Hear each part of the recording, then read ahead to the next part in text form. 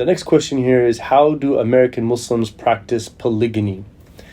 So polygyny is where a man could marry 2, 3, or 4 women as is permitted in the Quran.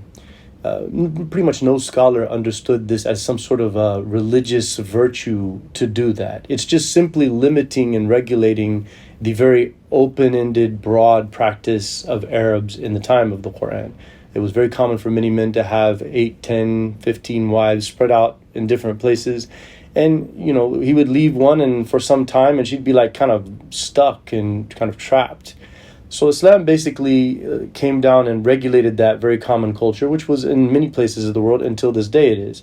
And it made the caveat, the actual condition, that you must have justice between them. So in a modern context, the way we look at this is, if you live in a house with your wife, whatever means you're living in with your wife, whatever kind of things you're providing financially, whatever time you're spending with her, you have to give that same exact to a second. And then if there's a third, now you have to have every 3 days to spend time, and then you have to provide the living quarters. The problem is right now it's illegal in America by law of the land, and Islam respects that.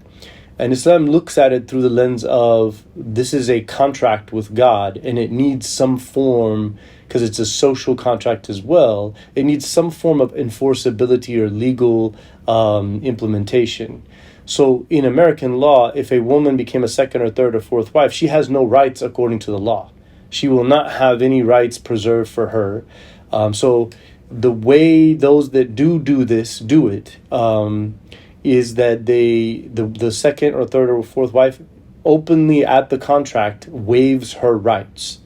And so she just basically is at the behest of the trust that her husband will treat her right, and that if, God forbid, things don't work out and the relationship goes bad, that he would honorably take care of her. Whereas the first wife is guaranteed certain legal responsibility towards that. So my preference is, unless there's a necessity and you're really solving a major problem, you shouldn't even think about it.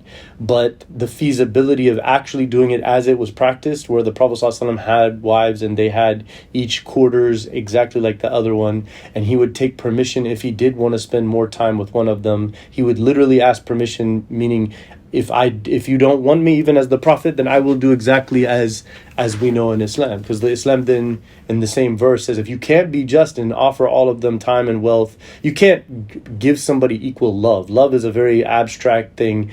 Someone may love someone more than other people, and that's just something that God knows in the hearts. But logistical things, support and all of that, time spending, wealth, should be a similar distribution. So it'd be very difficult in the modern context to be able to provide that.